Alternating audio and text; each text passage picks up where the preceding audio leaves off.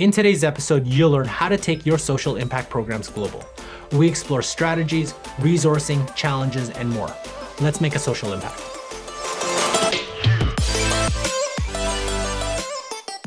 Hi everyone, I'm Carl. Welcome to the Social Impact Show, where CSR professionals get the latest strategies and tips to help them scale and grow their CSR and goodness programs. Now remember, if this is your first time on this channel and you want to get the latest strategies from the experts, hit the subscription button below, hit the little notification bell so you don't miss anything. So today I'm joined by a special guest. Her name is Carrie Lawrence. She is the Community Investment Consultant with Benevity. And we're going to talk about growing your global social impact program. So thank you very much, Carrie, for joining us today. So I want to get right into it. And I think we're talking about businesses and companies that are past the startup or trying to establish or trying to grow or trying to get buy-in for the social impact program. We're looking at companies that, have passed that and now looking to grow it globally. So how, from your perspective, how does that process start? My gosh, thanks, Carl. This is a great question, and we're constantly trying to work with clients on this. So my first question every single time is, what does global mean to you? We need to define what that means. We need to be very specific. Is it only where you have business roots? Or is it only in third world countries? Or does it only depend on your program eligibility? There's lots of different reasons. There are lots of different ways that you could define that, and then you need to also ask yourself, why are you building a global program? There's lots of different reasons. And then what problem are you trying to solve? Do you feel crystal clear with this? And if you do, you will be able to effectively prove you are solving it. Also, what's really important is, what are your invested external stakeholder needs? What are their expectations? So you also need to know this to be able to prove it. And based on the resources you have, are you able to address them all? And what is the priority? The bottom line for this, before we get into sort of the things to think about, is, you need to be laser focused, keep it simple, and start small. If you're trying to build something globally, obviously, if you have limited resources, you can't all of a sudden hit every country in the world. You can't all of a sudden hit, every third world country too, because it's a lot of work. And we're going to go into the sort of what to think about and some really great sort of program ideas, but you need to start there first, is how you define that. So in terms of the things to think about, building a global program can be really messy. Not to try and dissuade you, but there's lots of nuance you got to think about. So the first one is, what is the legality of funding in the countries you want to donate to? Some countries don't allow donations from international countries. You need to understand the languages. Are you creating application forms in the country of choice language? If they do apply in their own language, who's receiving it in your end, and are they able to translate or be able to go through that process of approving it? What are the local needs and nuance with receiving donations? Will one global program work? So say, for example, in Vietnam, they may just allow sort of volunteers, and that may be their way of receiving contribution, whereas another country will just need cash donation. Currencies. Huge, everybody. Currencies. How will you send your contribution? Will it be accepted in the currency of that country, or are you going to send in American dollars or Canadian dollars? This leads me to eligibility and tax requirements. If your company's American, does the nonprofit need equivalency determination? Carl, oh my gosh, this is a whole other conversation about equivalency determination. Every single enterprise company that I speak with have their own rules for that, but it's huge. You need to talk to your legal department. And then there's only two more things. Who is doing the vetting of the charity? How do you know it's a real deal? How do you know it's the real deal? So if they're in Vietnam or a third world country and it's a very small community, how do you know that it's not fraudulent? How do you know that they are a real charity? And then how is the nonprofit finding you? Or are you finding the nonprofit? Those are some things to think about, which seems like a lot, but that is what will get you started hitting the ground running, is getting the facts straight. And then depending on all of the above, I'm going to give you some top three program types for global programs that I've seen with enterprise companies. And the first one, which is probably the easiest if you have this, easiest in terms of if you have employees, is if you have a company with business roots in international company, if you are a company with business roots in international countries, build a nomination program for employees. Get the employees to do the work. They nominate a nonprofit of their choice based on your eligibility requirements and mission. And then you can have a team set up in each of those international locations. If you don't want to go that route, another very common one I've seen is you have one international program manager who sources nonprofits and needs, again, based on requirements and mission. They nominate and apply on behalf of the nonprofit, and they just do the work in English and keep it simple. Or the last one that we just did actually for a huge global organization is they ran a 1-month global campaign with a 6-month lead in 3 countries. So they recorded a webinar. They had all these causes join or nonprofits join, telling them what they needed to do to apply, told what their mission was, what they were trying to solve together. And then they just allowed them to apply in 1-month window because they only had like 3 people on their team to be able to manage those grant requests. So that's a lot of information, but in terms of getting it going, there are some things to think about there. Carrie, you mentioned the legalities and the tax implications, right? Wouldn't it be easier then to start in a country or region that's kind of similar to yours, right? Yeah. There's obviously going to be differences no matter what. Like, let's say, for example, it would be probably a lot easier to start, if you're in the United States and you go to Canada versus if you're in the United States and go to South Africa. Probably way, way easier. Is that something that you would recommend, to start in countries that would kind of have similar tax codes, similar legal implications than your country? Or, but then again, the causes that you maybe want to work with maybe already in the countries that may not have those similarities. Yes, it's true. And you may have, there's 2 things there. One, yes, absolutely similar type countries that do have legalities that are understood by your tax and legal people. But then also, you may also have partnerships with causes or nonprofits in other countries based on, relationships from before, and just stick with that. Just try, again, if you're going to keep it simple, just try, even if it's 1 partnership or 2, stick with that just to see how that goes. And we're going to sort of get into that a bit later in terms of how you build that relationship. But if you can just keep it simple, stick with 1 country or even 2.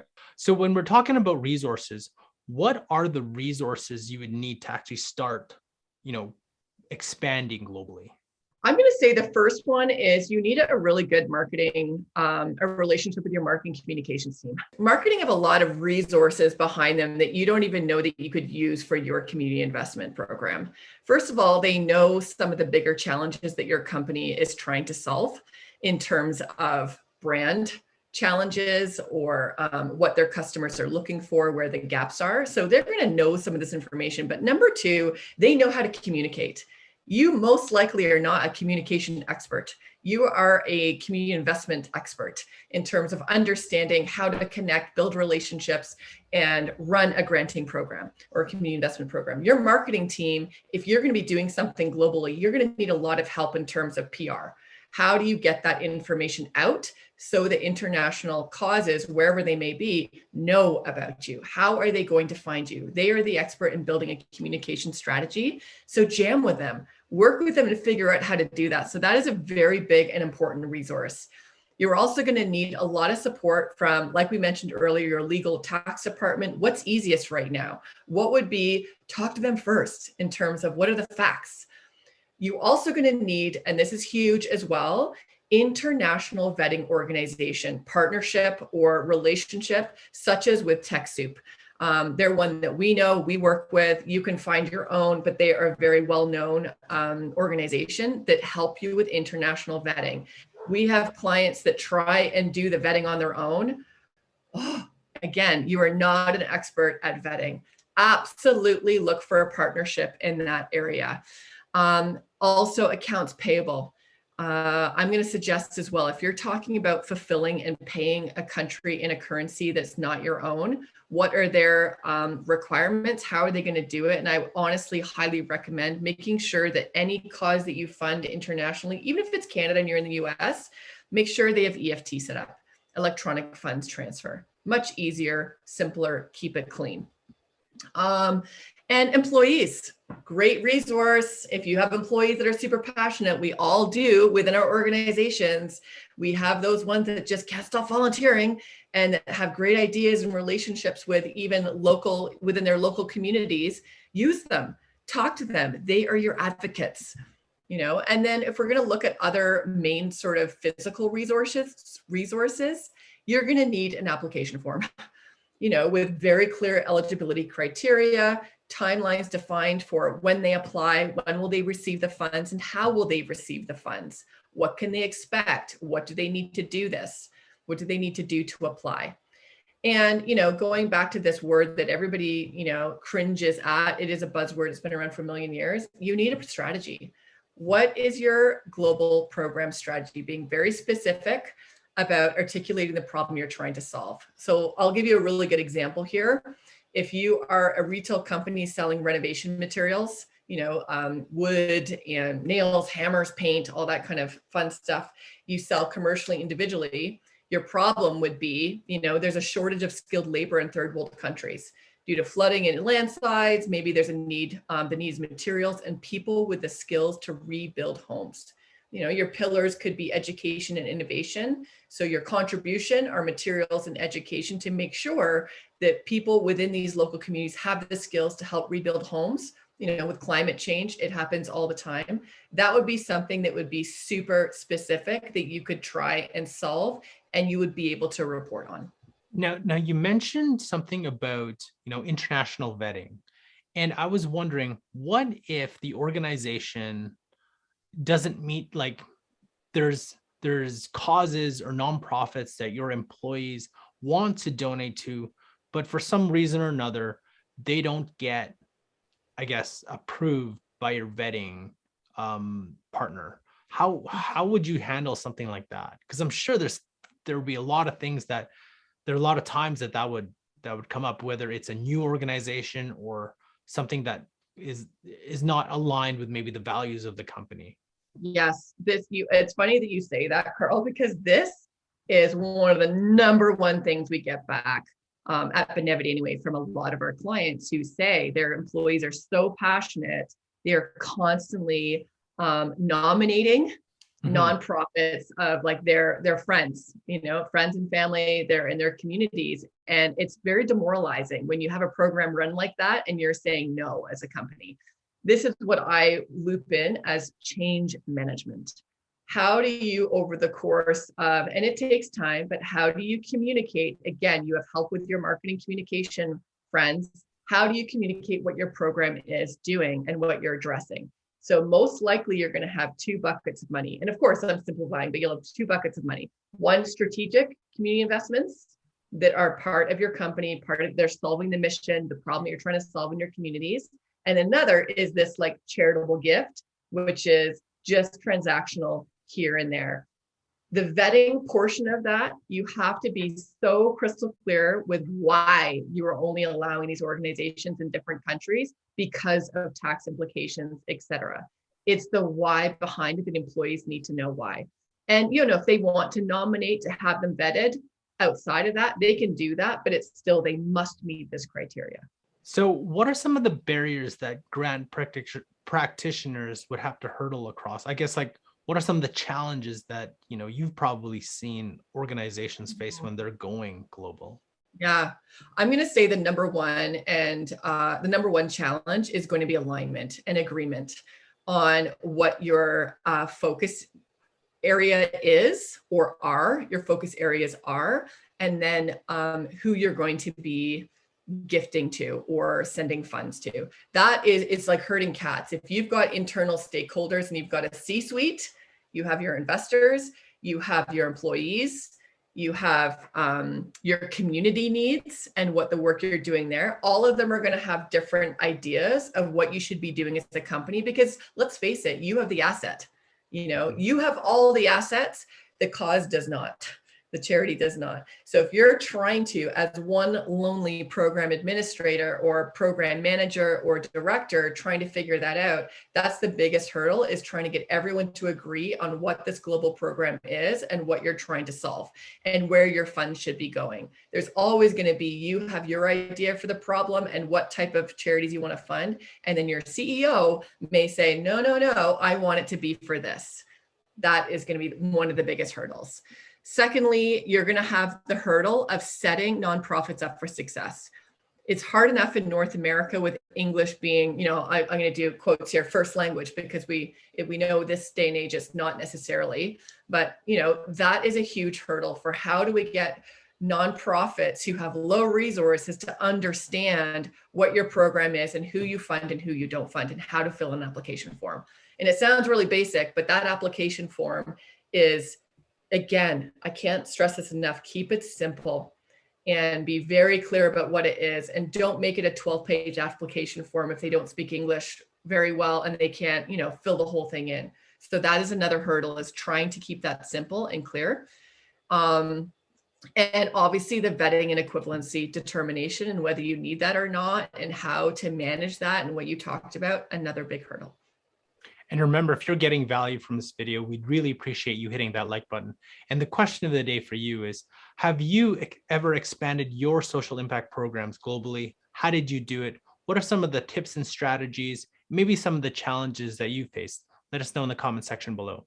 So Carrie, do you have anything else to add in terms of, growing or moving your program to a global, or moving it to different regions?